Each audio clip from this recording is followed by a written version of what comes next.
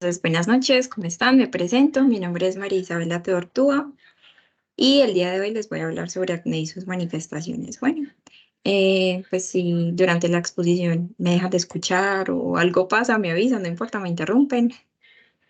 Y pues también si tienen preguntas, bueno, entonces me confirman porfis cuando vean las diapositivas. ¿Ya las están viendo?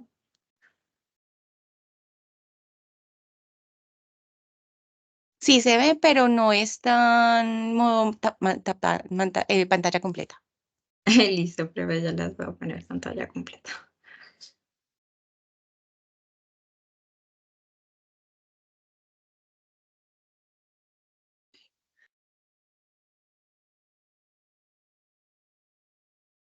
Ahora sí, Sí, ahora vi. listo. Bueno, entonces voy a comenzar. El día de hoy vamos a hablar acerca de acné vulgar y les traigo pues como la primera frasecita que me gusta mucho porque esta es una patología pues que no solamente compromete la piel, sino que también compromete como toda la parte psicológica del individuo que lo padece. Entonces, iniciamos con amar y aceptar nuestra piel. El acné es una patología y como tal hay que tratarla, ¿cierto?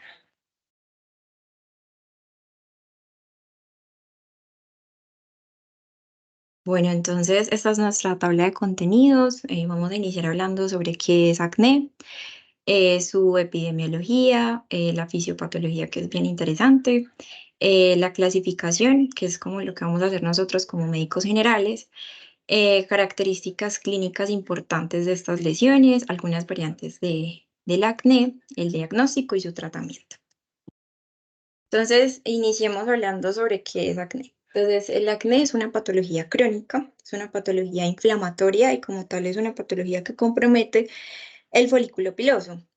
Esta pues es una enfermedad inflamatoria crónica de la unidad pilosebácea y este pues es principalmente, o sea, su foco poblacional principal de afectación son los adolescentes y en algunos casos los adultos, los jóvenes, ¿cierto?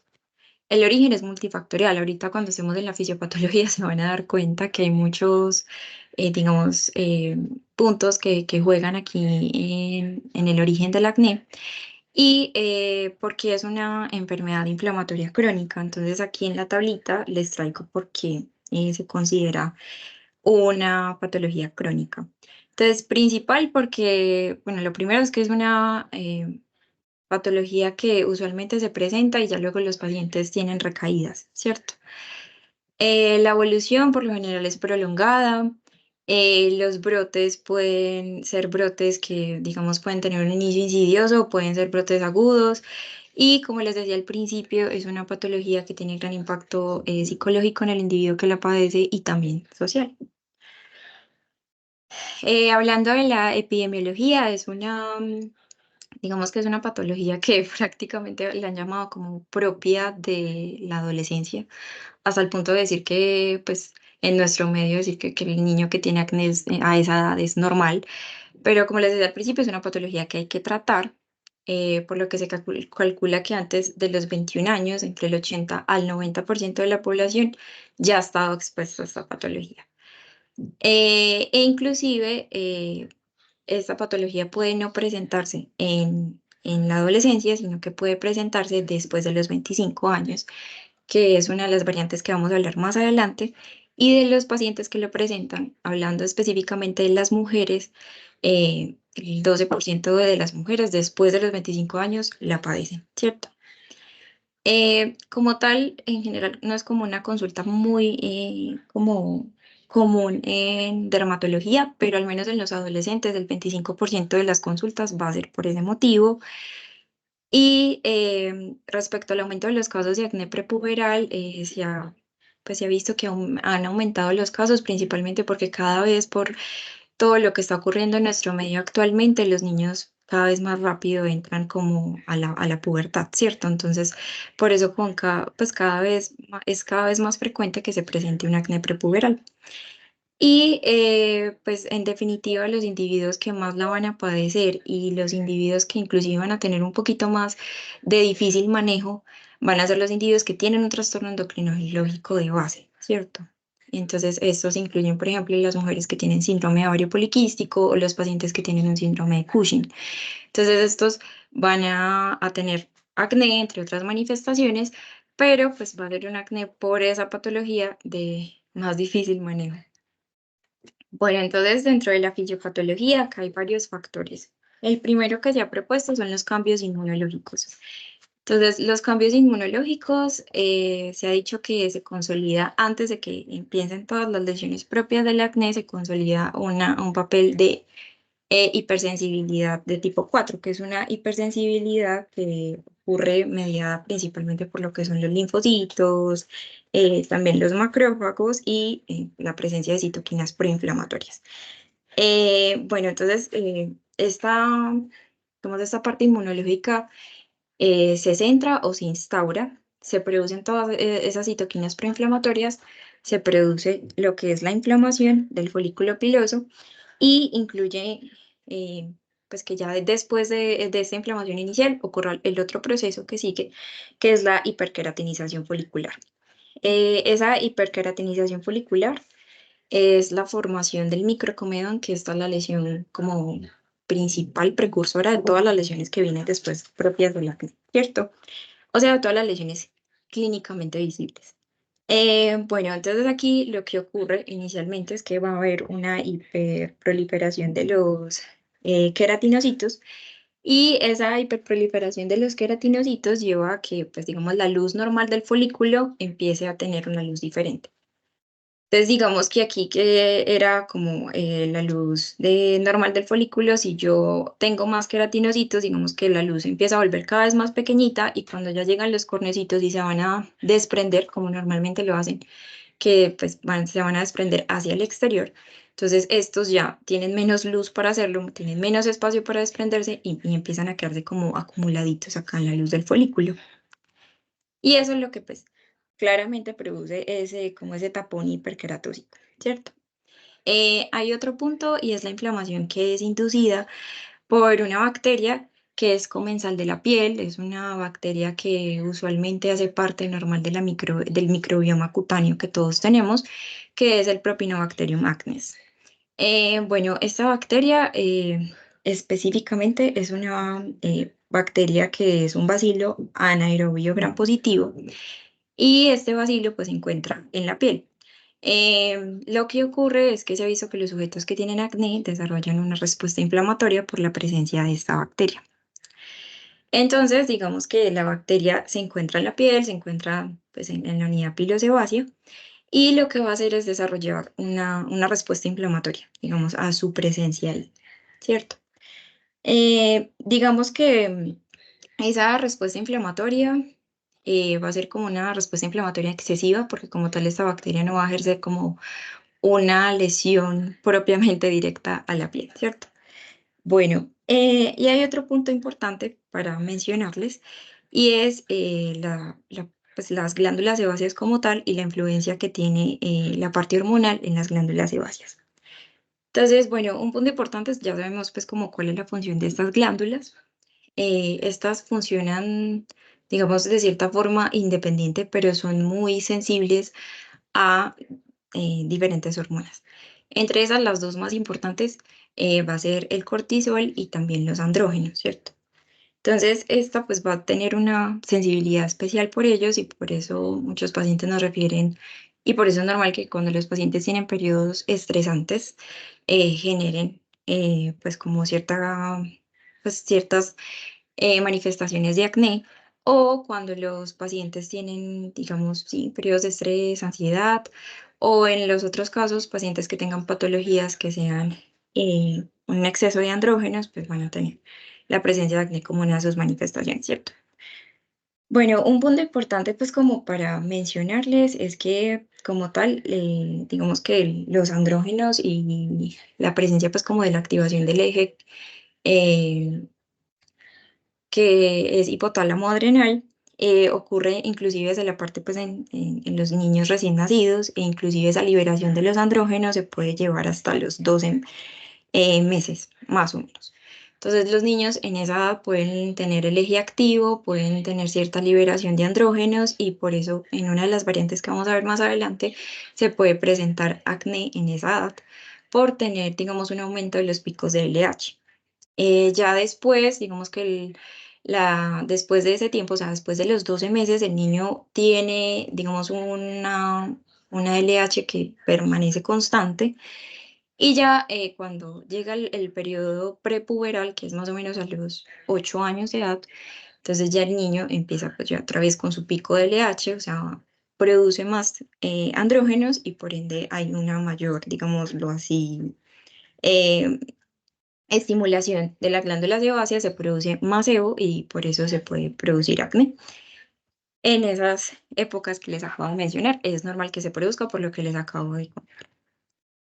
Y hay otro punto importante que también se me olvidaba pues como mencionarles y es el papel que tienen pues todas las citoquinas proinflamatorias. Entonces, las citoquinas básicamente van a actuar de una forma autocrina y paracrina y pues fuera de generar inflamación, también influyen en lo que es la activación de las proteínas AP1, que, bueno, esas proteínas cuando se activan, activan toda la producción de genes de las metalonoproteinasas y estos genes lo que van a hacer es empezar a degradar, pues, los productos de esta activación. Van a empezar a degradar colágeno de la dermis. Entonces, ese es también otro punto de la inflamación. Entonces, en conclusión, a grandes rasgos de la fisiopatología tenemos pues que la parte de los cambios inmunológicos que les mencionaba inicialmente y también presentamos las alteraciones como tal que de inflamatorias, la presencia de esta bacteria que les mencionaba, el Propionibacterium acnes, que pues, genera un proceso inflamatorio mayor y si a esto le sumamos la parte hormonal va a haber mayor producción de sebo.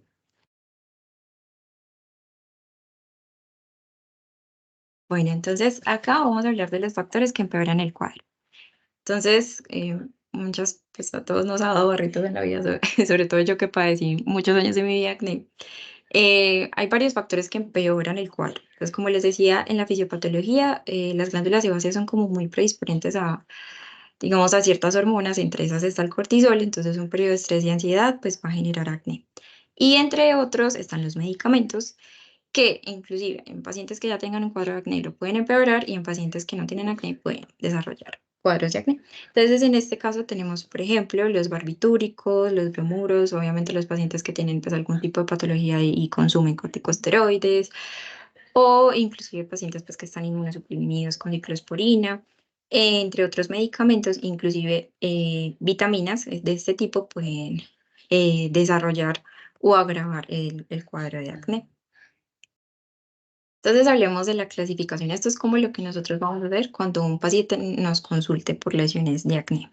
Entonces, Isa, señora, perdón, antes de pasar a la clasificación, entonces como para redondear esa primera parte, porfa, la parte de la anterior en donde está la fisiopatogénesis.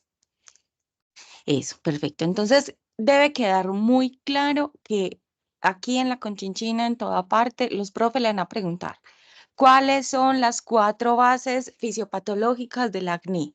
Entonces, vamos, en orden como para organizarla ahí, porque ya les voy a explicar que para que no se me confundan. Entonces, primero está la hiperqueratinización folicular, ¿cierto?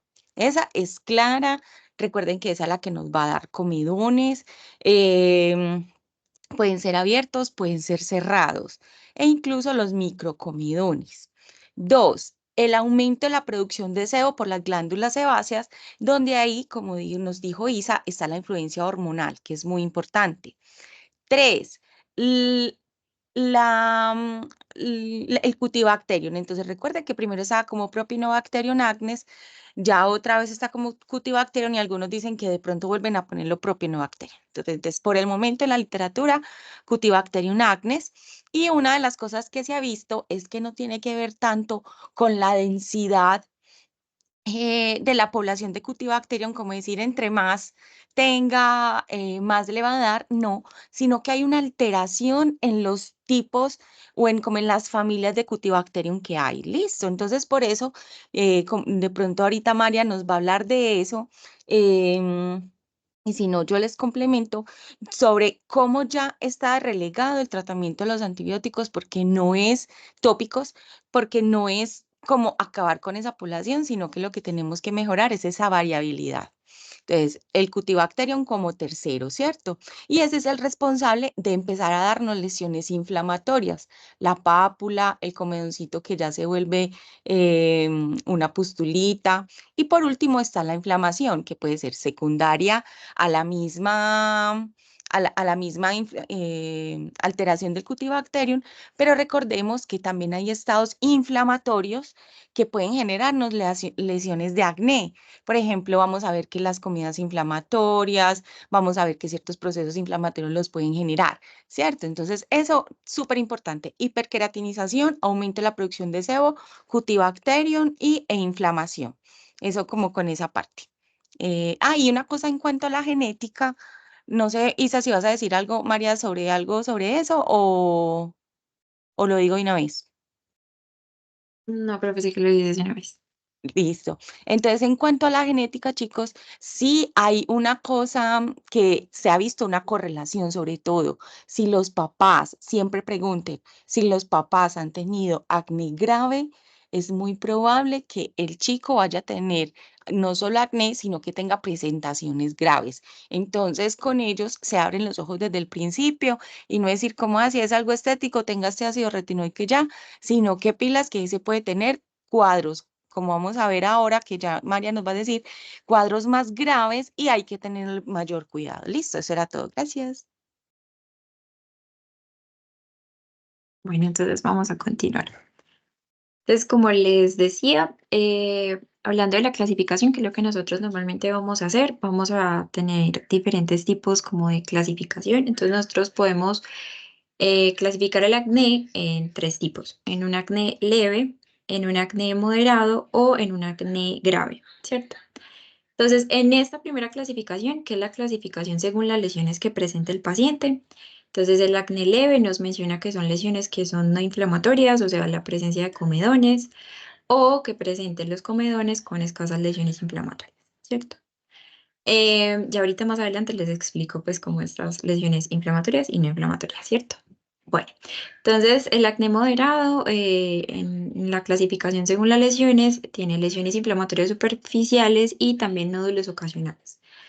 Y en el acné grave, entonces acá son pacientes que tienen la presencia de acné principalmente inflamatorio, entonces acá tienen más nódulos e inclusive por el exceso de inflamación que hay, pueden tener ya presencia de cicatrices, ¿cierto?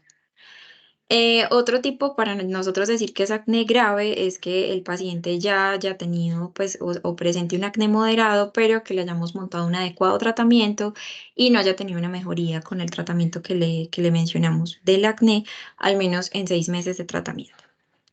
Y lo otro, que esto es muy importante, puede que sea un acné moderado o que la afectación del paciente en la piel no sea tan severa, pero si ya tiene una afectación psicológica severa, entonces ya consideramos que es un acné grave. La otra forma de la clasificación de la gravedad es según el número de lesiones, ¿cierto? Entonces, bueno, esto dependía mucho de la bibliografía, hay unas que referían que eran más o menos lesiones, pero bueno, digamos este es el que más se repite en la bibliografía, entonces nosotros podemos mirar cuántas lesiones tiene el paciente y respecto a la cantidad o el número, podemos clasificarlo en leve, moderado o grave. Entonces, el leve serían menos de 20 lesiones, en el moderado entonces son de 20 a 50 lesiones y en el grave son más de 50 lesiones. Entonces, lo podemos clasificar, miren que siempre lo vamos a clasificar si es leve, moderado o grave y lo podemos clasificar según las características de las lesiones y el número. Entonces, hablemos ya como tal de las características clínicas que presentan los pacientes. Algo muy importante que nos puede ayudar a decir, bueno, esto no es acné, es otra cosa, es en dónde está ubicada la lesión. Entonces, usualmente las lesiones de acné van a comprometer territorios de piel que tienen en mayor número glándulas sebáceas, ¿cierto? Eso es lo más importante. Entonces, por ejemplo, dentro de esas está la cara, está el cuello, está la parte del tórax, pues digamos el pecho y también la espalda. Inclusive algunos pacientes lo pueden presentar en lo que son los brazos, ¿cierto? Bueno, Y otro punto importante es hablar dentro de las características de las lesiones es si es inflamatoria o si es no inflamatoria. Entonces aquí les tengo una imagencita. Este es básicamente nos contextualiza de cómo son o cómo se ven las lesiones no inflamatorias versus las que sí lo son.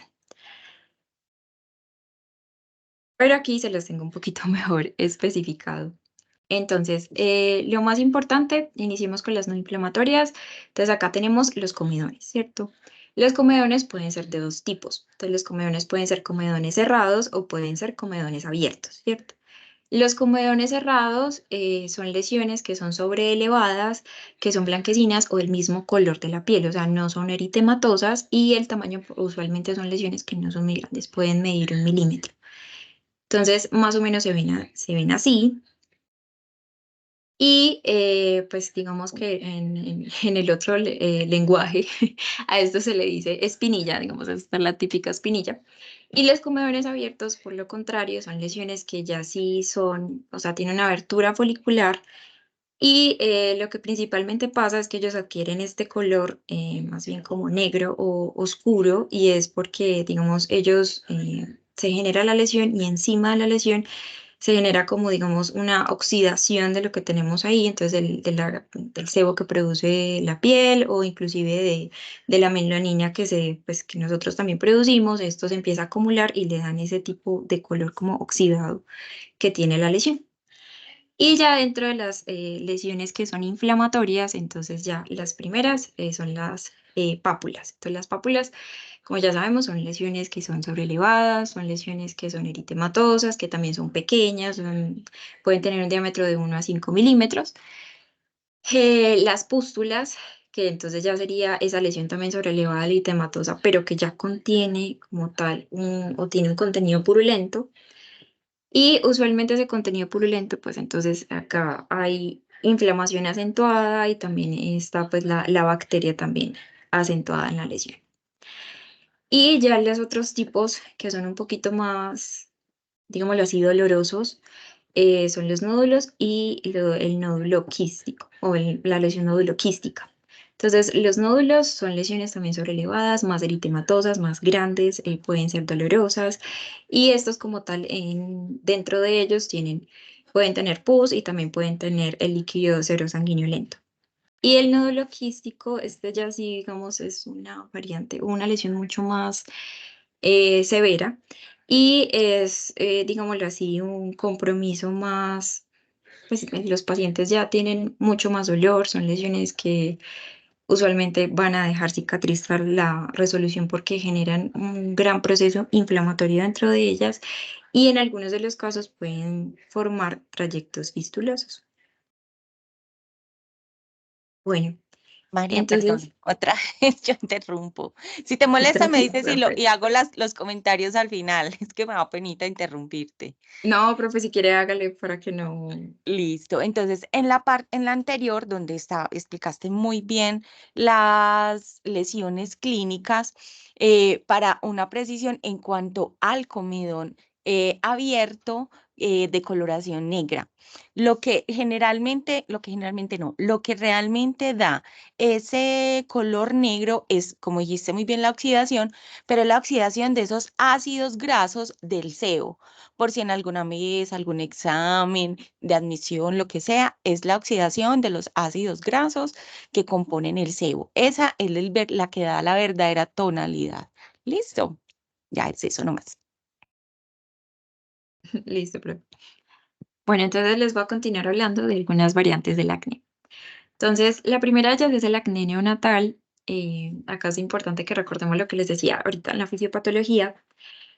Bueno, el acné neonatal es un acné que se puede presentar hasta en el 20% de todos los nacidos sanos.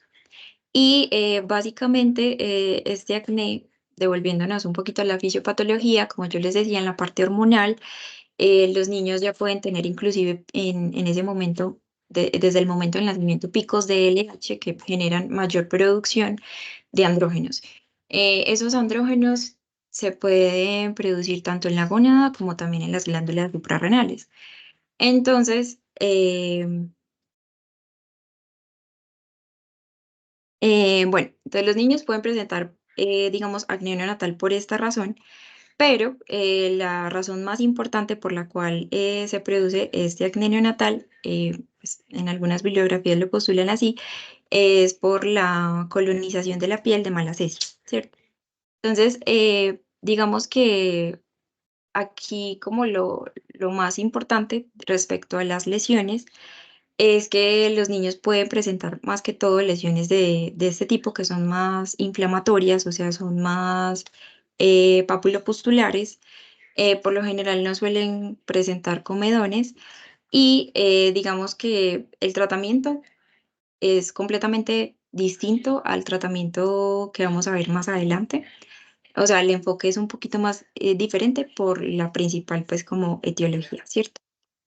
Eh, Respecto a la aparición, usualmente aparecen en las primeras 2 semanas de vida, pues es como lo regular, pero no todos los pacientes pues como que lo presentan y puede inclusive resolver a los 3 meses o inclusive pues antes. Bueno, entonces el acné infantil, este Perdón, aparece María, pues, me perdón. devuelvo. Sí, entonces aquí es una cosa difícil. ¿Por qué? Porque hay mucha bibliografía, como bien lo dijiste, que varía mucho en cuanto a la definición del acné neonatal. E incluso si uno lee Bolonia, que es una de las Biblias en dermatología, si lees la versión en español, hay como un problema con la traducción, donde dice que el acné del neonato no tiene comedones. Entonces, exacto, miren, nunca se forman comedones, ¿cierto? Pero cuando uno hace revisiones de ESMAD, e incluso yo en varios congresos que he estado con dermatopediatras, siempre hago la misma pregunta por esta duda que se genera. Siempre dicen, por lo general, si no es siempre, no existe acné sin comedones. Listo.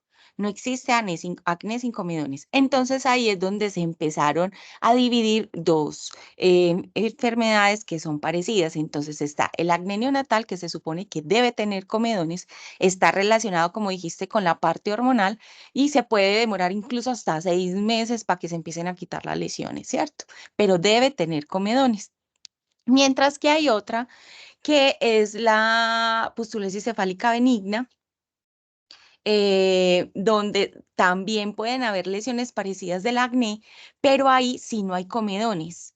Ahí sí no hay comedones y es la que se relaciona con la aparición de malacesia. E incluso el tratamiento de ese, me imagino que vas a hablar, está más enfocado al tratamiento de la malacesia.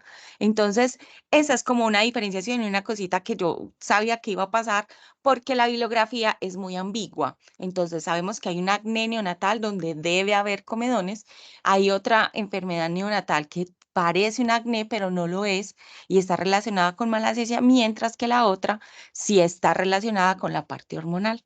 Yo ahorita les mando con Marian un cuadrito donde se hace esa diferenciación para que les quede para ustedes. ¿Listo?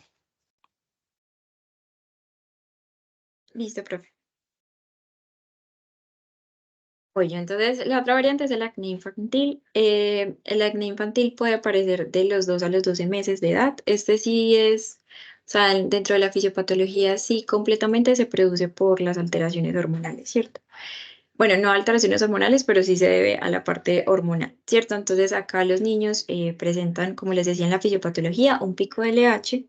Ese pico de LH lo que va a hacer es que se produzca, digamos, se dé más producción de sebo, tanto pues por las gónadas como por las glándulas suprarrenales y aquí los niños van a formar pues como las lesiones. Pueden formar desde lesiones inflamatorias hasta lesiones no inflamatorias, ¿cierto? Digamos que el acné infantil, por la parte fisiopatológica, puede ser normal, pero siempre nos piden que en la parte de la evaluación del paciente nosotros siempre descartemos signos de hiperandrogenismo. Pues haciendo pues como toda la parte de la anamnesis y del examen físico completo, cualquier, digamos, alteración que veamos en el niño, podemos enviarle pues para clínicos respectivos a la alteración que encontremos. Y como tal, yo esto lo voy a profundizar más adelante en el tratamiento, este acné sí se va a tratar por lo general como vamos a tratar los otros tipos de acné. Lo normal es que ya después de que cese ese pico de LH y ya los niveles vuelvan a ser estables, el niño, pues el acné desaparezca, digámoslo así, porque esa es la principal etiología, y ya esa parte, digamos, de del pico de LH o el LH permanece, entonces de una forma latente, pero digamos permanece, digamos, en forma de producción sin pico, sino basal, hasta que ya se presente la parte prepuberal. Bueno, este acné de la infancia media, lo más importante que quiero que les quede claro es que no es normal. Como sí se puede producir acné, que era la que se les hablaba aquí, el acné infantil, este siempre nos va a hablar de que hay alguna alteración de base, ¿cierto? Entonces aquí, usualmente son niños que la producen a los 7 o menos de 7 años, ¿cierto? Entonces, eh, pues, como les decía, es una edad completamente inhabitual para desarrollar el acné y siempre no, o nos debemos de cuestionar que siempre va a haber una alteración pues, de hiperandrogenismo subyacente, siempre, básicamente. Entonces aquí sí o sí nos recomiendan mandarle para clínicos al paciente, nos recomiendan evaluar toda la parte del crecimiento, o sea, si ha tenido un patrón acelerado de crecimiento, entonces aquí sería como, digamos, un dato a favor de que pensemos que, digamos, el paciente está entrando en una pubertad precoz, ¿cierto? Pero lo más importante es que eh, tengamos en cuenta que no es normal y a este sí completamente le debemos de enviar para clínicos. Y otro punto, pues dentro de las lesiones, pueden presentar lesiones inflamatorias y no inflamatorias. Bueno, la siguiente variante es el acné del preadolescente. Este acné pues ya se produce en niños de 8 a 11 años. Este acné ya sí es normal pues como que se produzca. Ya este viene acompañado de los primeros signos de, digamos, de desarrollo puberal normal que ocurre en el niño. Y usualmente se presenta más que todo en las regiones donde más sebo se produce. Entonces, si hablamos de la cara, que pues, es una zona donde tenemos bastantes glándulas sebáceas, entonces usualmente la zona más comprometida es la zona T, eh, que pues es básicamente la zona que más sebo produce, ¿cierto? Entonces, usualmente son lesiones que van a estar principalmente distribuidas en esa zona. Y lo otro es que en estas variantes siempre debemos estar atentos, tanto en la anamnesis como en el examen físico, de que encontremos algún signo que nos hable de algún hiperandrogenismo. Bueno, ya acá nos saltamos eh, en edad, por así decirlo, nos saltamos en edad a lo que es el acné de la mujer adulta o el acné del post-adolescente, también lo podemos encontrar así. Digamos que esta variante del acné ocurre pues en pacientes que son mayores de 25 años y estas lesiones en las mujeres específicamente suele comprometer el área de la cara en la región mandibular. Entonces son lesiones que más que pues mayoritariamente van a ser inflamatorias, son lesiones que pueden inclusive acompañarse previo a que empiece la menstruación en las mujeres y usualmente vienen acompañados de trastornos como por ejemplo el síndrome de ovario poliquístico. Y como les decía al inicio, son lesiones que inclusive pueden aparecer de primeraza a partir de los 25 años. O sea, el paciente no había desarrollado lesiones de acné previos, pero apenas los empieza a desarrollar, digamos, a esta edad. O inclusive pacientes que hayan presentado acné con anterioridad, no lo hayan vuelto a presentar y les vuelva a reaparecer después de los 25 años, también lo podemos considerar. Otro punto a lo que se ha asociado, como les decía ahorita, en medicamentos y circunstancias que pueden empeorar el acné, tenemos los esteroides anabolizantes como una de las causas, también lo puede dar. Bueno, otra de las variantes es el acné fulminante. Digamos que esta es la forma de acné más grave, bueno, la forma de acné más grave que podemos encontrar en los pacientes. Y el punto más importante como para diferenciarlo de otra variante que vamos a ver más adelante es que pues los pacientes manifiestan Este tipo de lesiones que usualmente son lesiones de comienzo muy agudo, o sea, son lesiones de comienzo muy súbito, puede que el paciente haya tenido lesiones de acné previa, o sea, el paciente ya venía sufriendo de acné y de la nada súbitamente ocurre un empeoramiento de las lesiones. Pero lo más importante es que el empeoramiento agudo de las lesiones se acompaña de lo que son las manifestaciones sistémicas, o sea, van de la mano, ¿cierto? Usualmente compromete a pacientes que están entre los 13 y 16 años, digamos que es como en promedio. Y como les decía, los pacientes entonces venían con un acné, digamos, lesiones basales, pero de la nada ocurre el empeoramiento. Entonces acá vemos, este no es el mismo paciente, estos son dos pues, casos distintos. Entonces, digamos que son lesiones que inclusive pueden ser ulcerativas y en este caso pueden ser inclusive hemorrágicas más las manifestaciones sistémicas. Entre las manifestaciones sistémicas nos mencionaba que el paciente puede presentar fiebre, em, digamos que puede venir acompañado de otros síntomas, pero lo más importante es, digamos que o lo tengamos presente ante un empeoramiento agudo de las lesiones, ¿cierto? Bueno, esa era la variante que les decía antes que se las iba a diferenciar. Bueno, el acné conglobado también es una forma de acné bastante severa, pero la mayor diferencia con el acné fulminante es que estos pacientes no tienen alteraciones o unas manifestaciones sistémicas, ¿cierto? Que los acompañan. Entonces, usualmente este ya sí es una variante del acné que es más bien noduloquística. Por lo general suele comprometer lo que es la cara, también suele comprometer lo que es el tórax y también suele comprometer la espalda, ¿cierto? Y acá pues algo importante es que inclusive estas lesiones pueden ser tan grandes como les decía ahorita en las características clínicas que pueden generar trayectos fistulosos entre ellos. Entonces por eso es tan severa la afectación y bueno, esto se los voy a aclarar más adelante cuando estemos en el tratamiento. Igual el tratamiento lo vamos a montar de una como un acné severo. Bueno, esta es otra de las variantes. Este es el edema facial sólido. Básicamente son pacientes que también tienen acné, solamente que en ellos hay una María, distorsión. Señora, perdón. tranquila. Entonces, entonces, en los dos anteriores es muy importante siempre reconocerlos, sobre todo en el acné fulminans, está bien que, o sea, a veces puede pasar, pues aparecer de manera literalmente fulminante, pero recuerden el factor de riesgo más grande para que se presente. Cuando a un paciente le empiezan un retinoide sistémico, o sea, isotretinoína, isofeis, alguno de esos, cuando hay lesiones muy inflamatorias.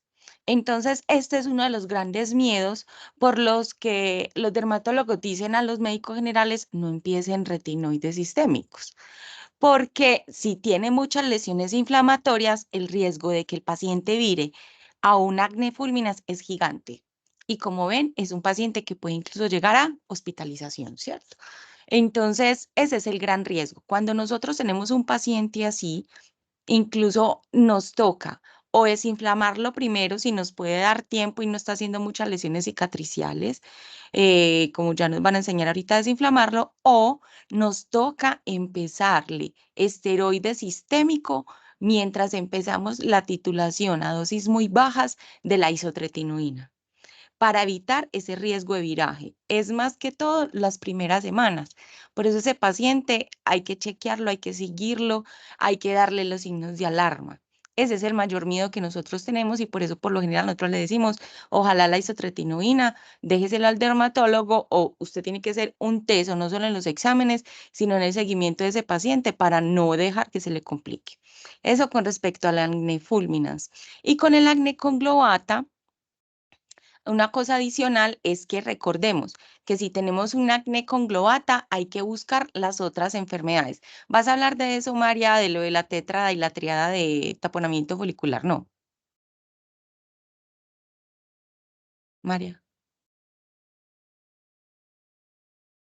Hola, María. Acá estoy, perdón. Sí. ¿Vas a hablar de la tétrada y de la triada? No, para mencionarla acá, listo. Entonces, en el acné conglobata, entonces hay, por lo general puede estar asociada a otras enfermedades, como cuáles, quiste pilonidal, celulitis disecante y hidradenitis supurativa. Entonces, siempre que tengamos un paciente con un acné conglobata, pregunte y no solo pregunte, búsquele estas otras lesiones. Celulitis disecante, hacen pústula, flugosis, hacen lesiones inflamatorias e incluso que dejan alopecias cicatriciales, sobre todo en el área occipital del cuero cabelludo. Hidradenitis supurativa es la que la gente usualmente habla como los golondrinos o los nacidos que se le van uniendo formando fístulas o puentes en axilas, ingles, submamarias o en la área pélvica. Entonces, revisarlo, porque muchas veces los pacientes no dicen por pena o porque les parece normal esos nacidos, que recuerden que eso no es un nacido, ni un forúnculo, ni un absceso normal, es una hidradenitis. Y por último, el quiste pilonidal, que lo debemos revisar siempre en el área lumbosacra. Entonces puede estar acompañada.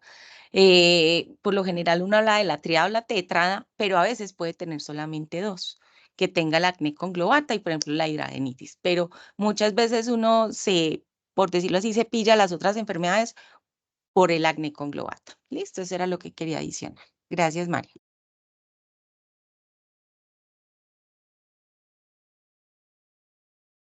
Bueno, entonces ya continuando con la otra variante, es el edema facial sólido.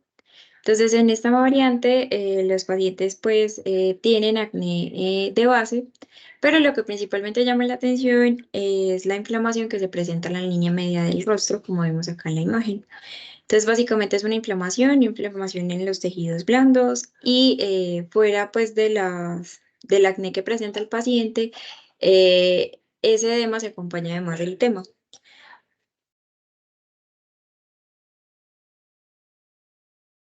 Bueno, entonces continuemos hablando de las erupciones acneiformes. Digamos que esto como tal no es acné, o sea, son lesiones que son bastante parecidas y que nos pueden hacer confundir con el acné como tal. Entonces, por eso igual se las voy a mencionar como una de las variantes, ¿cierto? Bueno, entonces, usualmente las erupciones acneiformes ocurren como efectos secundarios de uso de medicamentos, ¿cierto? Entonces, acá en la tablita les traigo los principales medicamentos que pueden causar estas erupciones. Entonces, acá, por ejemplo, tenemos los anticonvulsivantes como la fenitoína o inclusive los progestágenos, yoduros, el litio. Algo que también les voy a mencionar pues más adelante son digamos, los tratamientos tópicos que también pueden causar, digámoslo así, este tipo de erupciones, como por ejemplo el maquillaje, o sea, los cosméticos, algunas, digamos, cremas que son un poco grasosas y que son comedogénicas también pueden causar este tipo, pues, como de erupciones, ¿cierto? Lo más importante acá, sobre todo como con los medicamentos, es que lo debemos de sospechar. Entonces, sospechar sobre todo en un paciente que haya iniciado con uno de estos medicamentos o de forma pues como más aguda haya iniciado con algún medicamento de uso reciente, inclusive medicamentos que no sean propiamente recetados, sino que él haya empezado a consumir, pues como por decisión de él o por recomendación de un tercero. Como les venía mencionando, esta es una que se produce pues como por el uso, por ejemplo, de medicamentos cosméticos o inclusive de productos para el cabello. Se pueden presentar este tipo de lesiones o inclusive asociado a la ocupación del paciente. Entonces, por ejemplo, en la parte ocupacional, pues eso depende a qué se dedique el paciente, pero por ejemplo, exposición a sustancias que pues sean como, digamos, químicos o asociados con la labor del paciente, por ejemplo, que tenga que ponerse, digamos, cierta ropa pesada para desempeñar su labor, puede producir este tipo de variante. Los cosméticos, este es pues muy importante, ahorita en el tratamiento lo retomamos, porque pues hay pacientes que se exponen de forma crónica, usan mucha cantidad de cosméticos y son cosméticos que pueden ser pues como comedogénicos y pueden producir este tipo de lesiones. Y usualmente en esta variante específicamente son lesiones que se distribuyen en digamos, de forma especial en ese sitio de la piel que siempre se compromete, que siempre está expuesto como a estos agentes. Y algo pues importante es que estas lesiones pueden ser inflamatorias, pueden ser no inflamatorias, pero siempre lo vamos a asociar como más que todo a la exposición, o pues, o sea, que comprometa esa piel que siempre está expuesta a ese agente, ¿cierto? Bueno, entonces empecemos a hablar del diagnóstico. Bueno, el diagnóstico es principalmente clínico. Lo que les mencionaba ahorita, pues como de la clasificación.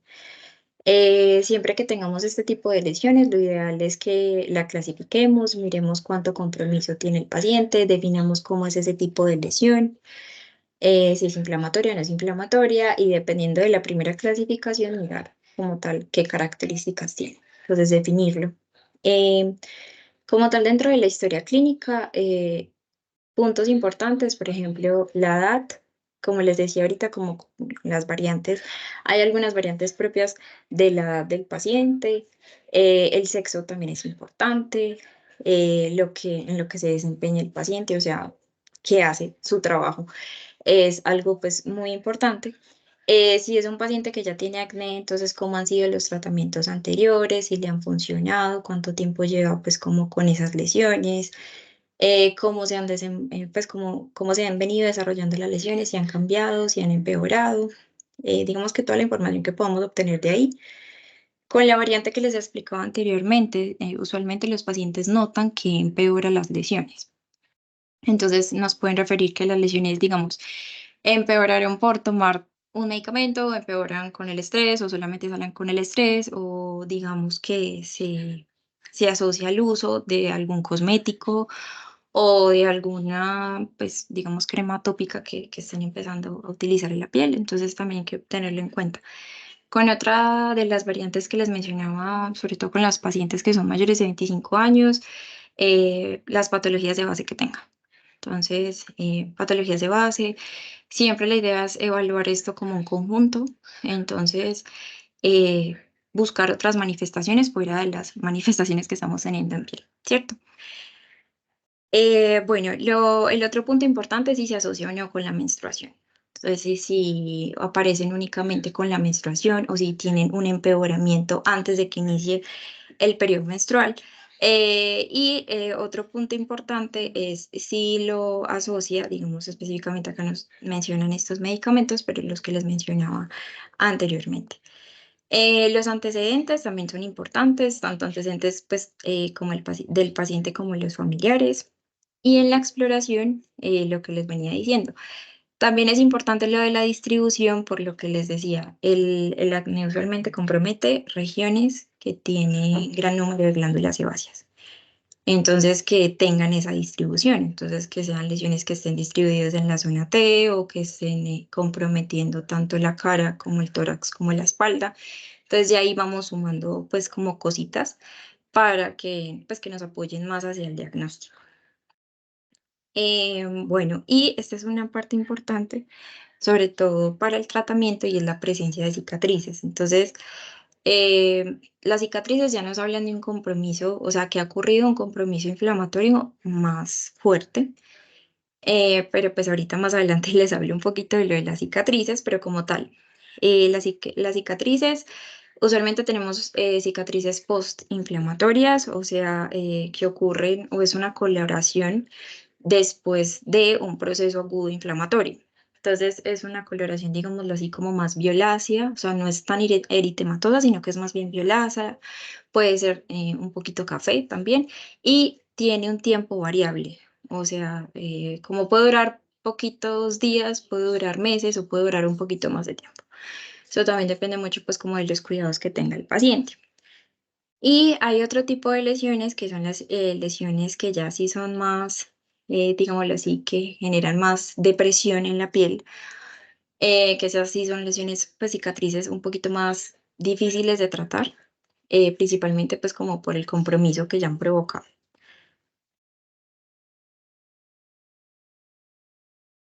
Bueno, entonces ya hablando del tratamiento, algo muy importante con esto, o los objetivos más importantes son los que les hablaba ahorita en la fisiopatología. Entonces, la idea es que impactemos en esos puntos importantes de la fisiopatología. Entonces, uno de los puntos es la regulación de la seborrea. Usualmente estos pacientes tienen un aumento en la producción de sebo, entonces la idea es regularlo o disminuirlo. Lo otro que podemos hacer es evitar la obstrucción del folículo, entonces vamos a enviar a, pues, agentes o el tratamiento que se encargue pues, específicamente de eso, o sea, evitar producir más lesiones de las que ya tenemos. El otro punto es la disminución de la población bacteriana. Y digamos que esto es un conjunto, pero al final lo que buscamos es evitar que el paciente presente cicatrices y sobre todo las cicatrices que son deprimidas. ¿Cierto? Ya dentro de los tipos de tratamiento que tenemos, principalmente son tres. Entonces tenemos el tratamiento que es tópico, el sistémico y el hormonal. Entonces vamos a empezar hablando de los tratamientos tópicos. Entonces, dentro de los primeros grupos de medicamentos, que a mí en lo personal me gusta mucho, son los retinoides. Entonces, los retinoides, digamos que son sustancias, bueno, son sustancias que son derivadas de la vitamina A. Los retinoides vienen tanto tópicos como orales, ¿cierto? Acá nos vamos a centrar solamente pues, en el tópico. Y la principal recomendación de los retinoides es tratar el acné que es leve a moderado y que es un acné tanto no inflamatorio como inflamatorio, ¿cierto? O sea, nos puede servir para ambos.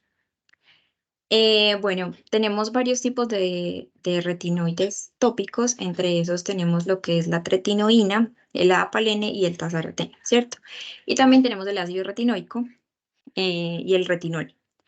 Pero les pongo acá en la tablita solamente estos tres porque estos son los tres, digamos así, más utilizados y los que, pues, digamos, mejor evidencia tienen para el tratamiento del acné. Dentro de estos tres, o sea, si los ponemos en un cuadro comparativo, el apalene es, digamos, genera menos efectos adversos que el paciente va a presentar por la administración en general de los retinoides. Entonces, esos efectos adversos, como tal, los retinoides, tanto los tópicos como los orales, van a generar irritación local. Entonces, digamos que los retinoides tienen varias funciones. Entre ellas, ellos producen digamos, un aumento en el recambio de células cutáneas, o sea, van a acelerar el recambio de esas células. Entonces, por ende, los pacientes mayoritariamente van a tener descamación porque, claro, las células se están yendo más rápido, o sea, se están descamando. O sea, ese estrato córneo se descama mucho más rápido. Y la descamación lleva a que, por ejemplo, los pacientes tengan mayor pérdida de agua en la piel se deshidrate más fácilmente, se reseque más fácilmente y de ahí derivan los efectos adversos. Entonces, si yo tengo una piel más reseca, más deshidratada y pues, más descamada, entonces va a ser una piel un poquito más sensible y es una piel que va, digamos, a estar más sensibilizada al sol. Entonces, no es como tal que los retinoides generen digamos, pues sí, como más sensibilidad hacia el sol, pero es por el efecto que media en la piel. Entonces, al tener la piel un poquito más sensible, la piel es más intolerante al sol, ¿cierto? Como tal, los efectos adversos son muy marcados al inicio. Entonces, el paciente, sobre todo si está utilizando una tretinoína, la tretinoína a comparación de estos tres es un poquito más fuerte.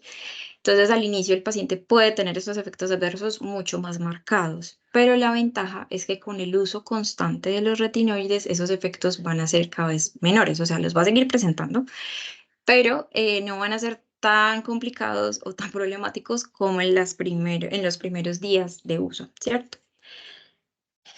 Bueno, entonces aquí les traigo pues como un ejemplo. En general, estos tratamientos tópicos vienen solitos, o sea, los podemos utilizar solitos, o sea, solamente yo voy a utilizar adapalene o puedo utilizar ya pues como presentaciones que vienen en combinaciones. Entonces acá les tengo el ejemplo de esta combinación que es adapalene con peróxido de benzoilo, que ya vamos a hablar de este más adelante.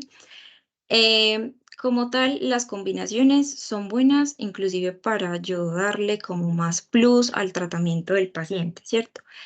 Em, y también, pues, o sea, fuera de darle como un plus más al tratamiento, inclusive puede estar un poquito más indicado para diferentes tipos, pues, como de acné, ¿cierto? Bueno, entonces, dentro de los ejemplos, acá les traigo unas foticos. Acá les muestro la Apalene. La Apalene viene en concentraciones de 0,1%, el de la foto es de 0,3, y esta es la tretinoína, que en este caso les traigo el ejemplo de la concentración que viene de 0,05%.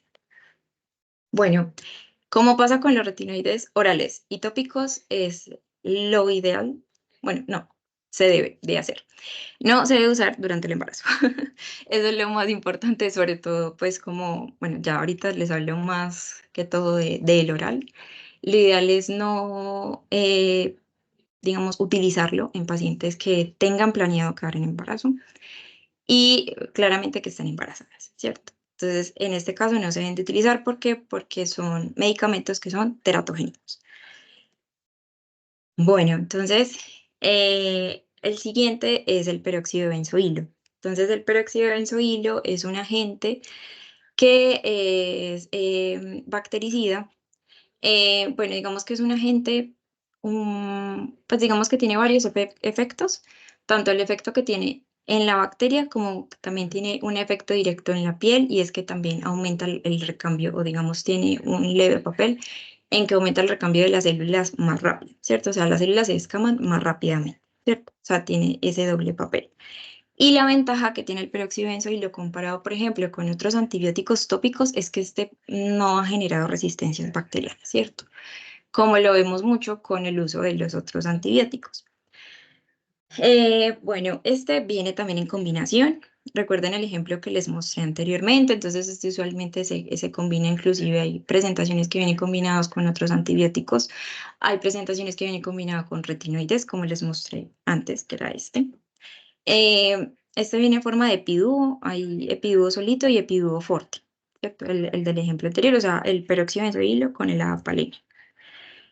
Y digamos que la desventaja que tiene el peróxido de benzoilo es que puede generar decoloración, o sea, decoloración de la ropa de vestir y también de la ropa de cama. Usualmente estos, eh, que creo que no se los mencioné, usualmente toda esta terapia tópica, sobre todo los retinoides, lo ideal es que los apliquemos en la noche, pero pues ahorita más adelante les doy esas especificaciones. Entonces, digamos, el paciente utiliza el peróxido de benzoilo y hay que advertirle que puede generar este tipo de coloración. Otra de las cosas que puede generar es la dermatitis de contacto. Recuerden pues que tenemos dermatitis de contacto irritativas y alérgicas. Claramente va a ser más que todo irritativa que alérgica. Y lo otro es que no se recomienda tampoco su uso en el embarazo. Recientemente pues salió un estudio en que el peróxido de benzoilo tenía bencenos. No sé, ahí profe, pues como, pues habían dicho que tenía la presencia de bencenios, que son productos pues como procarcinogénicos. Entonces que ya se está como un poquito cuestionando el uso de este medicamento, pero hasta el momento es una de las primeras terapias que vamos a utilizar en el acné, siendo Sí. el primer tratamiento de elección los retinoides.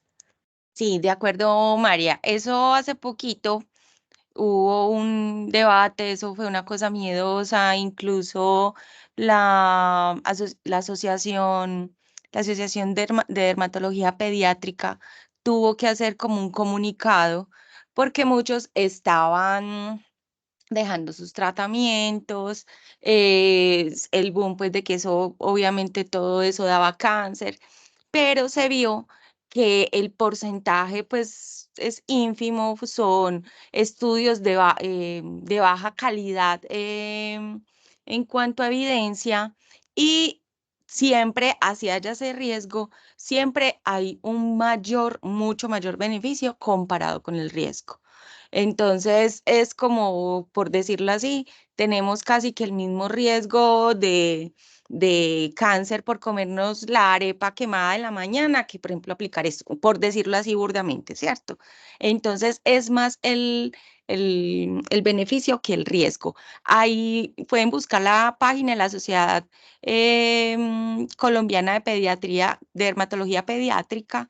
Ahí hacen yo creo que publiqué hace poquito uno de ellos, lo reenvié.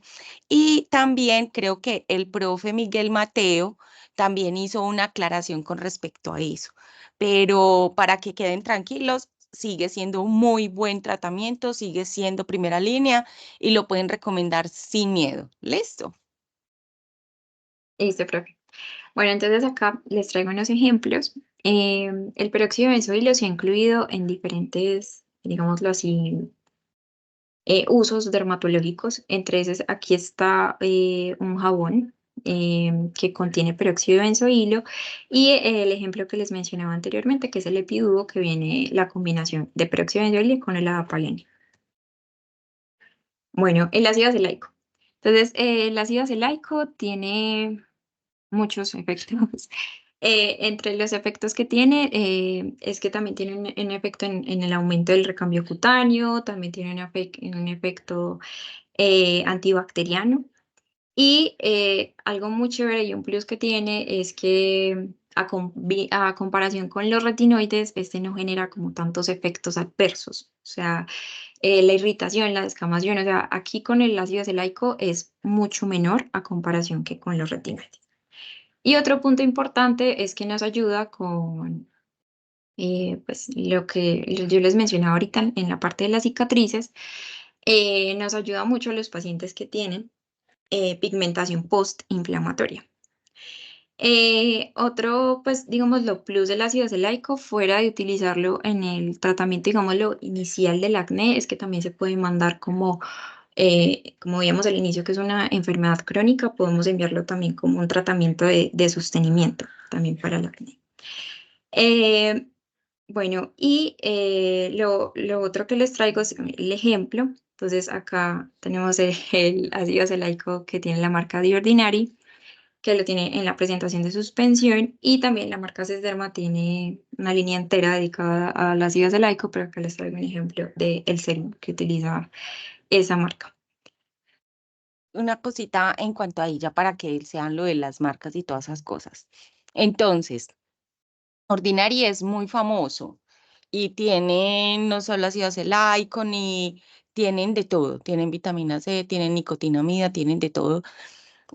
Normalmente, a pesar de que es relativamente bien, a nosotros van a ver que los dermatólogos casi no nos gustan las líneas cosméticas porque esa no se considera una línea dermatológica médica, sino cosmética.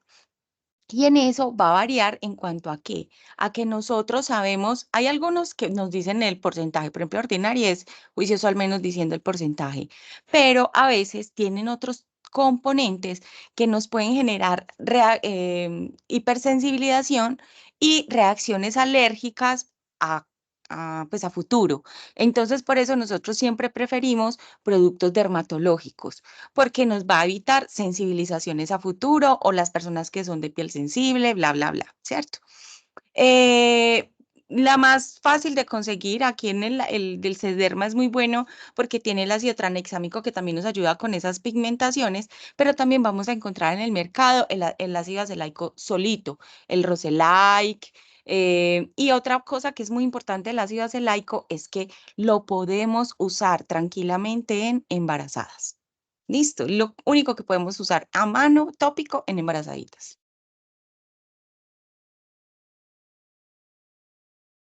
Listo. Bueno, entonces ya pasamos a otra parte del tratamiento tópico, que son los antibióticos. Entonces, acá les voy a mencionar como los que más se usan. Como tal, este tratamiento, pues los antibióticos los vamos a utilizar por un tiempo limitado. Nos recomendaban utilizarlo de 8 a 12 semanas aproximadamente, en un tiempo mayor de ello. Y los que eran más usados era la clindamicina y la eritromicina, ¿cierto? Acá les traigo pues dos ejemplos de la clindamicina en 2%, y la eritromicina al 4%. Entonces podemos utilizar la Clindan Gelo en loción.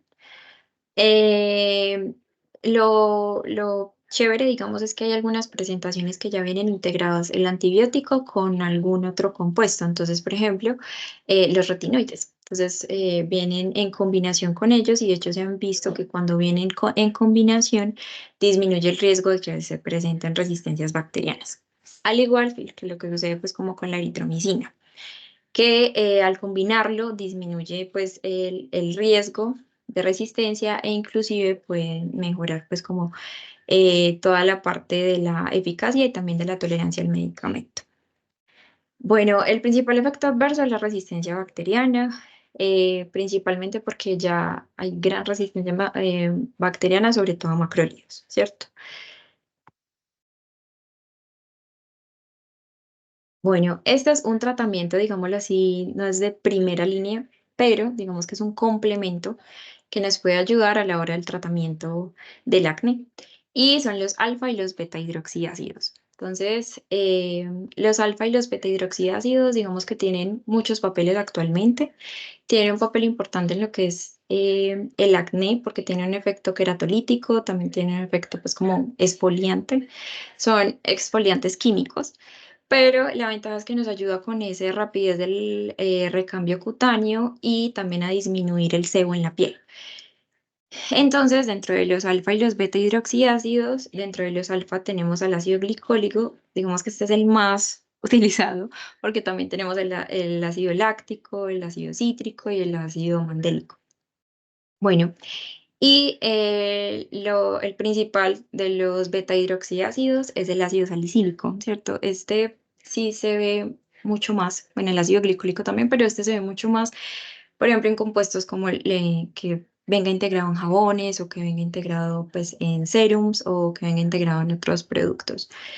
La idea también de estos, como les decía al principio, es ser una ayuda, es ser un plus en contribuir o en impactar en esos factores de la fisiopatología que les mencionaba anteriormente. Y de hecho, otro papel que tiene el ácido salicílico es que también se le ha atribuido que tiene ciertos efectos digámoslo así, antimicrobianos. Entonces hay algunos, pues acá les tengo algunos ejemplos de algunas marcas que incluyen estos compuestos. Entonces, por ejemplo, tenemos el Effeclar Serum, que es muy famoso, que tiene muchos compuestos, pero contiene el ácido salicílico y también tiene niacinamida, que es otro compuesto que no se los menciono, pero es uno de los compuestos que nos puede ayudar mucho también para la parte seborreguladora, también para el recambio cutáneo.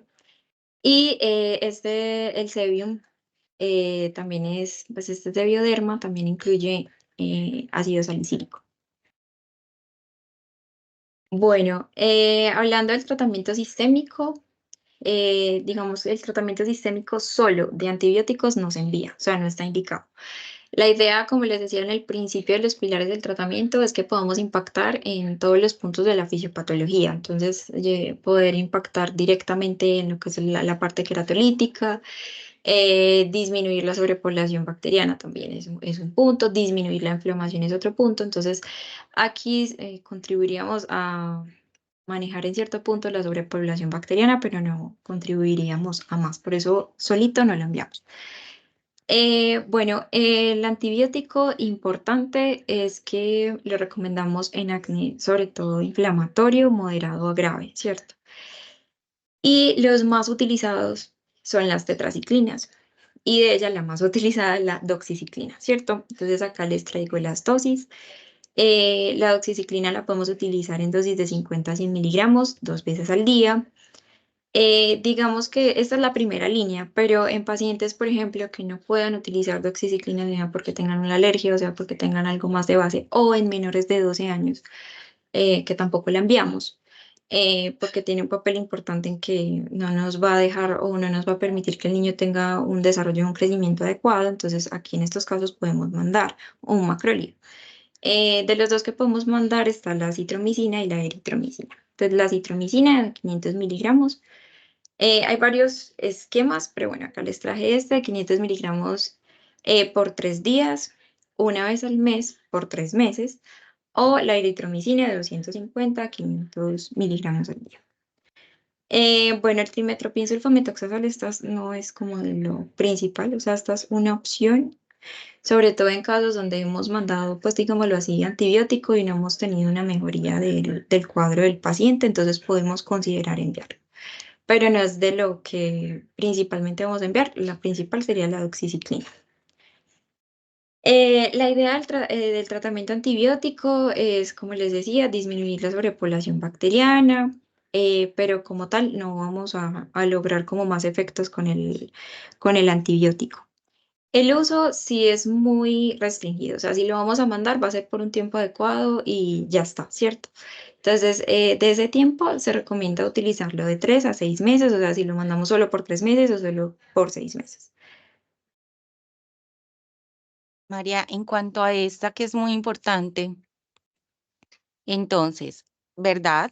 Lo que más usamos son las tetraciclinas. La doxiciclina, por lo general, por facilidad con ¿cómo se llama? El sistema de salud, usamos 100 miligramos una vez al día, es suficiente. No necesitamos dosis antibióticas, sino dosis antiinflamatorias, que eso es lo que verdaderamente estamos buscando con este tratamiento. No acabar con tanto pues con el cultivo bacteriano, sino ayudar con la inflamación que este genera, ¿cierto? Entonces está la doxiciclina. Trimetoprim a veces lo usamos nosotros mucho, es súper buena opción, pero el pánico que nos da por la necrolisis epidérmica tóxica o un Steven Johnson es altísimo. Hemos tenido pacientes graves por trimetoprim. Por, pues con esto, por acné. Entonces, lo ideal es que casi no lo usamos por eso, pues obviamente no les gusta más. En cuanto a esta parte de la oxiciclina, el uso máximo por lo general, ojalá que no pase de 3 meses. O sea, hay unos que dicen de 3 a 6, pero lo ideal, si en 3 meses no respondió, ya eso no le va a responder. Y si le respondió, no quiere decir que voy a dejarle eso más tiempo. Recordemos que esto no es un tratamiento monoterapia. Tiene que ir con lo que ya María nos había hablado al principio de esos retinoides, ¿cierto? A diferencia del antibiótico sistémico, el antibiótico tópico está muy revaluado. La verdad, en los últimos congresos dicen, ojalá no lo usen porque se está viendo que, pues, que está empeorando la resistencia y que la respuesta no es tan buena. Igual todavía hay dermatólogos que lo mandan y hay respuesta, la verdad, muy buena, pero lo ideal, ya teniendo otros, como por ejemplo el peróxido de benzoilo, que no tiene tanta resistencia, que no genera resistencia, entonces es mejor irse por uno de esos que usar, por ejemplo, la clinda o la eritromicina, que uno la podría usar para otro tipo de enfermedades, como por ejemplo la dermatitis perioral. Entonces, nunca un antibiótico tópico en monoterapia, listo, jamás, ni tampoco el antibiótico sistémico en monoterapia. Y este solo se da si hay lesiones inflamatorias. Si no tiene lesiones inflamatorias, no gaste plata, no acabe con esa microbiota, no lo ponga, use otros pilares de tratamiento. Listo.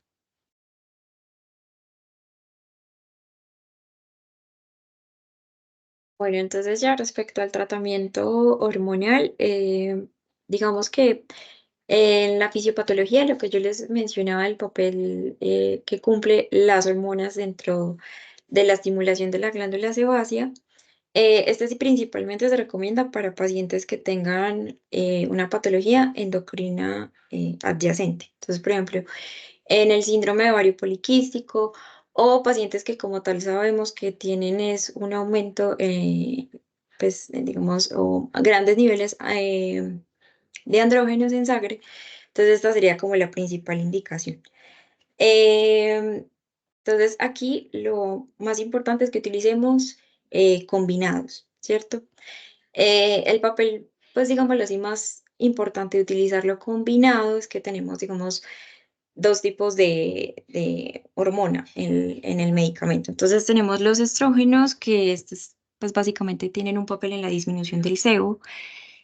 Y la otra parte que son los progestágenos, ojalá pudiésemos utilizar los que tienen pues un efecto antiandrogénico en la combinación, pues, o en el tratamiento, como lo es la ciproterol o la drosperinona, ¿cierto? Sería como lo ideal. Pero siempre la idea es que lo mandemos combinado, porque usualmente cuando vemos, por ejemplo, un tratamiento hormonal que solamente sea progestágeno, entonces los progestágenos pueden tener, no nos van a ayudar con el mejoramiento del acné, sino que nos pueden empeorar el cuadro o producir más lesiones, ¿cierto? Como tal, entonces para el tratamiento del acné sería utilizar el combinado. Acá en esta tablita les traigo pues diferentes ejemplos, pero lo ideal es que, por ejemplo, utilicemos el Drospera, es uno muy bueno, que tiene pues la combinación del etilestradiol con la drospirenona o el etilestradiol con el acetato de ciproterona, también es uno muy bueno. La idea de también utilizar un tratamiento hormonal es el importante efecto o el importante bloqueo que tiene a nivel tanto de las gonadas como de la producción de andrógenos por parte de las glándulas suprarrenales, ¿cierto? Bueno, entonces, continuando con los tratamientos orales, tenemos los retinoides orales. El más importante de ellos es la isotretinoína. Bueno, muy importante con este medicamento es que este se reserva para pacientes que tienen acné grave, o sea, pacientes que en la clasificación que vimos tienen lesiones que son noduloquísticas predominantemente, que tienen más de 50 lesiones, pacientes que tengan, por ejemplo, un acné pustuloso excesivo, también lo podemos considerar. Y esto es muy importante, digamos que es un paciente que tiene un acné que no es severo, sino que es moderado, pero digamos que le hemos montado una adecuada terapia y no ha tenido ninguna mejoría con esas terapias que le hemos montado. Entonces, aquí consideramos utilizar este medicamento. Importante con las terapias utilizadas, ya haber utilizado un antibiótico sistémico. Usualmente ya cuando los antibióticos sistémicos después de montados no les sirven, o sea, montamos el antibiótico y en definitiva no hubo mejoría del acné, consideramos ya utilizar isotretinoína. Y otro punto importante, no importa la afectación del acné que tenga el paciente, si el paciente ya presenta cicatrices y si el paciente ya presenta una afectación psicológica grave derivada del acné, entonces ya aquí consideramos utilizarlo. Como les decía con los retinoides, estos no se pueden utilizar con el embarazo y tampoco pues en mujeres que estén planeando quedar en embarazo. Por ende, para la isotretinoína, algo muy importante es que esto es de manejo únicamente por el dermatólogo porque requiere de un seguimiento estricto. Entonces, el seguimiento principalmente se fundamenta en que al iniciar el tratamiento necesitamos pedir, como es teratogénico X, necesitamos pedir una prueba de embarazo e inclusive algunas bibliografías dicen que eh, debemos de tenerla con anterioridad, la prueba de embarazo, que estemos completamente seguros que la paciente no está en embarazo para poder iniciarlo. Otro punto importante que también entra dentro del seguimiento periódico que le tenemos que hacer a este medicamento está lo que es mirar la función hepática por la ALT y la AST y también el perfil lipídico, principalmente al menos que evaluemos los triglicéridos y el colesterol del paciente. ¿Por qué? Porque los retinoides aumentan la cantidad de triglicéridos y de colesterol, ¿cierto? Aumentan, digamos, así, por así decirlo, la cantidad de grasa que hay en el cuerpo. Y también como tienen un metabolismo hepático, entonces por eso pueden generar cierta lesión hepática que debemos de medir con regularidad. Por eso solamente lo ideal es que es de manejo pues dermatológico. Y otro punto importante es que los retinoides generan un efecto directo en el ADN de la célula, ¿cierto? Entonces, pues la principal ubicación de los receptores que son específicos para retinoides son pues, es la piel, entre otros tejidos. Entonces, el principal efecto que van a mediar van a ser en estas células, van a tener una modificación genética de las células y por ende el efecto que causa la isotretinoína va a ser, digámoslo así, perdurable en el tiempo. Pero requiere, pues, como les decía, el seguimiento estricto, aunque sean efectos más perdurables, hay que dejar un tratamiento de mantenimiento instaurado, como en las otras formas de acné, pues en los otros tratamientos del acné. Y los efectos adversos de este medicamento, pues, son bastantes. Los típicos que les mencioné ahorita, los retinoides, son muy importantes a tenerlo en cuenta y siempre debemos descartar que haya afectación, tanto que se produzca una hipertrigliceridemia o una hipercolesterolemia, como que se produzca una lesión hepática, ¿cierto? Entonces, por eso tenemos que estar tan pendientes. Bueno, el otro medicamento es la espironolactona. Entonces, la espironolactona es un tratamiento que principalmente lo dejamos, pues lo que buscamos con él es el efecto antiandrogénico que tiene. Entonces, ese efecto antiandrogénico usualmente lo podemos acompañar de medicamentos pues, anticonceptivos, como los orales combinados que mencionamos anteriormente, y se reservan para mujeres que tengan acné derivado de un proceso endocrino, pues digámoslo así, de fondo. Entonces, que definitivamente tengan un aumento de los andrógenos, ¿cierto? Bueno, entonces como tal, la espironolactona compite pues como por esos receptores de andrógenos. Lo utilizamos, por ejemplo, en el acné de la mujer adulta, la variante que vimos pues con anterioridad, y en acné que está acompañado de signos de un hiperandrogenismo, como por ejemplo el hirsutismo u otras variantes. Bueno, la Apsona acá lo combiné, está tanto el oral como el tópico. Este, pues como tal, no es como de los más utilizados, pero se puede utilizar para el tratamiento del acné.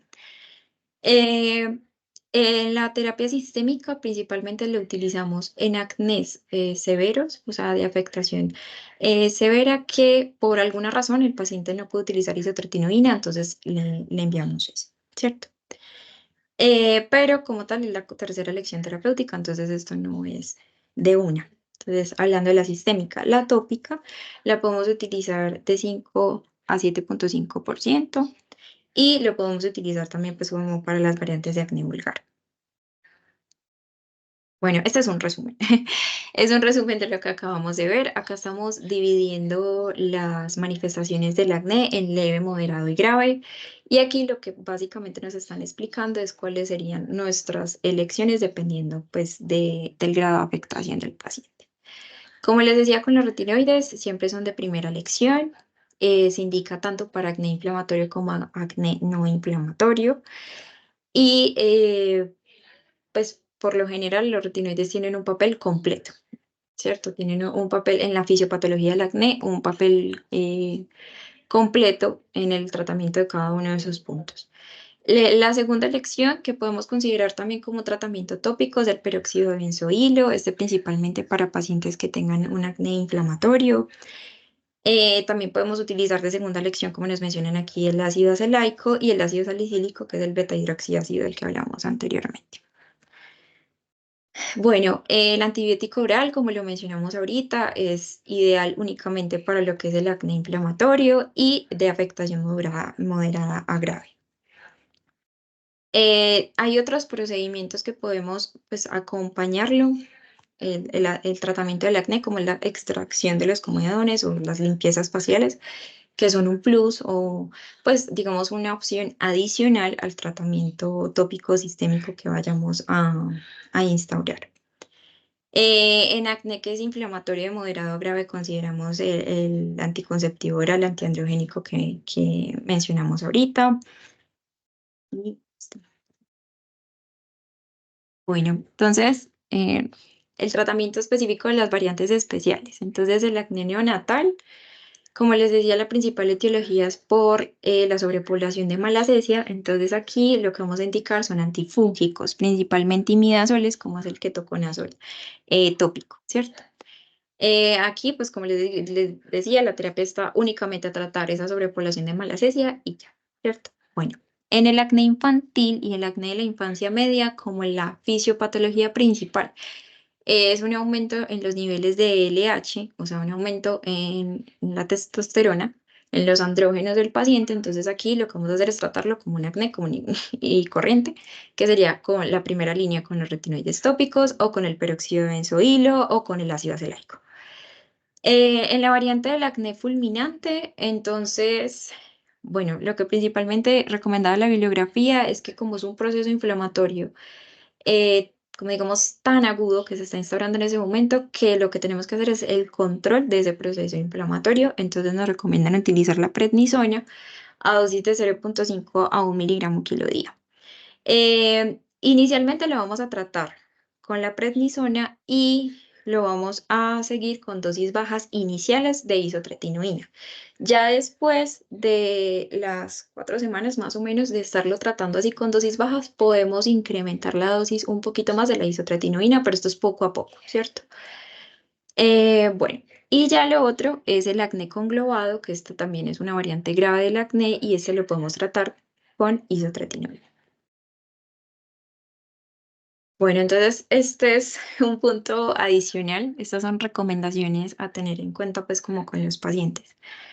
Lo primero es los productos que deben de utilizar en la piel. Entonces, los productos que le vamos a recomendar al paciente son productos no comedogénicos, ¿cierto? Los productos, los que vamos a mandar, los no comedogénicos, principalmente para evitar que se produzcan lesiones nuevas o empeoramiento de las lesiones que ya tenía el paciente. Lo ideal fuera de mandarle el tratamiento dirigido, que fue el del que hablamos con anterioridad, es montarle una adecuada rutina de cuidado de la piel al paciente. Entonces, si nosotros le mandamos, como veíamos en los tratamientos tópicos, la gran mayoría tiene un papel de fotosensibilidad, o sea, va a producir cierta fotosensibilidad, va a producir cierto escozor en la piel, entonces es recomendable que le mandemos una adecuada limpieza al paciente, principalmente porque son pacientes que tienen un aumento del sebo. Entonces, la rutina de limpieza o solamente incluir un limpiador va a disminuir la cantidad de sebo del paciente. Y si este limpiador tiene, por ejemplo, lo que hablábamos de los beta-hidroxiácidos o de los alfa-hidroxiácidos, si tiene integrado ácido glicólico o ácido salicílico, mucho mejor para el control de la seborrea. Lo otro es la hidratación. Como les decía, la gran mayoría de estos van a aumentar, digámoslo así, el, el recambio de la piel. Entonces, por eso se puede producir o se puede dar mayor pérdida de agua. Entonces, acá la hidratación es importante. La hidratación, hay muchas marcas que, que tienen una hidratación adecuada. Por ejemplo, las pieles que utilizan isotretinoína van a requerir más hidratación que, por ejemplo, los pacientes que solamente estén utilizando un tratamiento tópico, pero eso va a depender de cada caso. Lo ideal es que siempre lo acompañemos de una adecuada hidratación. Inclusive podemos recomendarle al paciente que se hidrate una vez o al menos 2 veces al día, dependiendo de cómo le esté yendo con el tratamiento tópico. Digamos, si está muy sintomático, podemos enviarle la hidratación 2 veces al día. Y el tercer paso, si estamos hablando de una rutina, pues AM, es la protección solar. Importante, pues, porque estos pacientes van a tener fotosensibilidad y algunos son productos que van a ser irritantes. Y en combinación con la luz solar, pues se va a producir más irritación en la piel. Como les decía, todos los productos no comedogénicos y hay productos de marcas específicas que generalmente, sobre todo con los protectores solares, que son de toque seco. O sea, toque seco son productos que son menos pesados, que le dan un plus a la piel y es que la piel no se va a sentir grasosa, sino que se va a sentir más confortable, menos pesada, que es lo ideal para este tipo de pacientes que tienen la piel tan grasa y tan cargada. Entonces, esta es una opción. Hay fotoprotectores con color y sin color, depende de lo que guste el paciente, ¿cierto? Pero entonces lo ideal es que fuera del tratamiento dirigido le hagamos estas recomendaciones. Los productos de dermocosmética son costosos, pero lo ideal es que utilice, por ejemplo, jabones con pH neutro y las hidratantes que sean especial para el tipo de piel. Entonces, por ejemplo, la textura del hidratante va a depender mucho. Hidratantes que sean más en formato gel van a ser mucho más favorables para este tipo de pacientes con piel grasa. Y ya en la rutina nocturna serían los mismos pasos, exceptuando que el paso 3, que es la fotoprotección, la reemplazamos con el tratamiento pues dirigido del paciente. Que les puse pues un ejemplito. Bueno, otras de las recomendaciones son los cosméticos. Lo ideal es que se utilicen cosméticos no comedogénicos y que no se utilice en exceso, o sea, que no se ponga una capa muy pesada sobre la piel porque ya la piel está inflamada, está irritada, entonces lo ideal es no aumentar la irritación de la piel con cosméticos, ¿cierto? De hecho, algunas bibliografías refieren que es mejor inclusive que si hay una lesión activa, no tocarla y no aplicarle cosméticos, ¿cierto? Sino que dejarla quietecita hasta que se resuelva la lesión. Lo otro es el sol, entonces lo ideal es recomendarle a los pacientes porque muchos van a tener fotosensibilidad, que tengan disminución de la exposición al sol, se cuiden adecuadamente, utilicen fuera del fotoprotector barreras físicas que disminuyan esa, pues, esa exposición al sol tan directa. Y listo. María, súper. Unas cositas ya para no aburrirlos porque yo sé que ya están cansados. Súper felicitaciones, la verdad, súper completa. Así rápidamente. Entonces, bueno, muchas veces va a ser difícil que al paciente le den el ácido retinoico, ¿ve? El adapaleno. Pero ya gracias a Dios está dentro del PBS. Entonces, si no, podemos usar el ácido retinoico teniendo en cuenta que es muy bueno, pero el problema o el pecado que tiene este es que es peor tolerado. Todos los retinoides tópicos que vayamos a usar tienen que pasar por un periodo de retinización. Truco, chicas o chicos, pongan en las notas, en la descripción de la fórmula, cómo se debe empezar, cuánta cantidad. Lo que se debe usar en los que tengan válvula es un solo puff. En los que son de tubo es como el tamaño de una lenteja para toda la cara, para toda la cara, porque los pacientes usan como dos, tres, usan un montón y ahí es donde se queman. El periodo de retinización lo que debe ser es empezar 3 horitas en la noche y jugar. Si ve que lo tolera, ir aumentando la cantidad día por medio y si no, ya todos los días. Empezar de a poco, porque si no, le digan a esa doctora, me quemó la cara. Otra cosa que deben explicarle a los pacientes, siempre que se empieza un tratamiento de acné, empeoran en el primer mes. ¿Por qué? Porque hay literalmente, como dicen las mamás, una purga. Entonces, si usted no le explica eso al paciente, el paciente dice que usted es muy mal médico y que lo puso peor. Entonces, usted le tiene que explicar eso al paciente, que puede empeorar el primer mes. El tratamiento no solo se aplica en las lesiones, se aplica en toda la piel, menos en el contorno de los ojos, contorno peribucal y surco nasogeniano, que es donde más se queman. Se lo deben aplicar en toda la cara. Recuerde que la enfermedad del acné, como nos dijo María, hay microcomedones que no vemos, pero ahí está la enfermedad. Entonces, siempre explicarle a los pacientes, eso parece obvio, pero no es tan obvio para ciertos pacientes. El tasaroteno por lo general no lo usamos, es demasiado potente, o sea, es una cosa exagerada.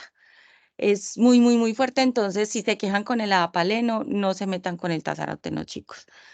Listo, a escribir lo de la retinización. Así la cara sea seca, como dijo María muy bien, siempre se debe hidratar. Ve, así la cara sea grasa, siempre se debe hidratar, siempre.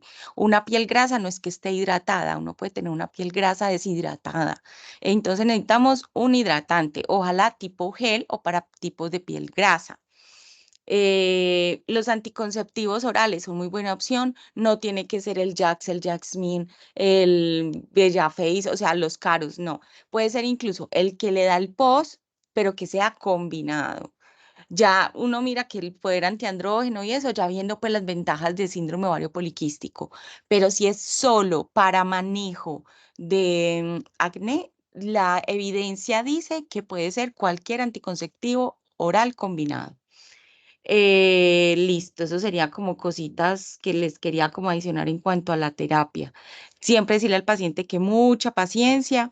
La dieta, se ha visto que leche, no es que se la quitemos a los pacientes, pero es bajarle la dosis. Listo, que no se tome una bolsa de leche pues al día. Sobre todo la leche semidescremada es la que más brota.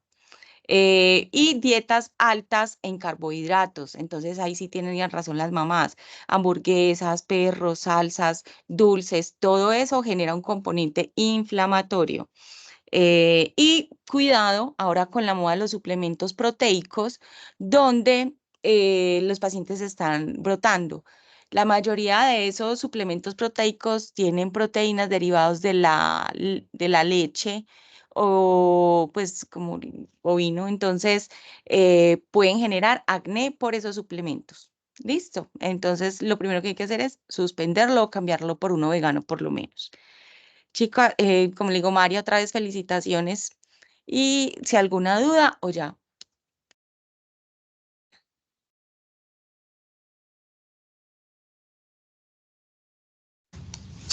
Bueno, yo creo que todo está muy claro, de verdad. Muchas gracias a Isa por la charla tan chévere y a usted, profe, por acompañarnos siempre. Con muchísimo gusto, chicos. Entonces, juiciosos, descansen. Alguna cosa, ya saben, ya les mandé, yo no sé si lo monté bien, Marian, me dice, porfa, la bibliografía que les quede mandar. Listo. Que esté muy bien. Feliz noche.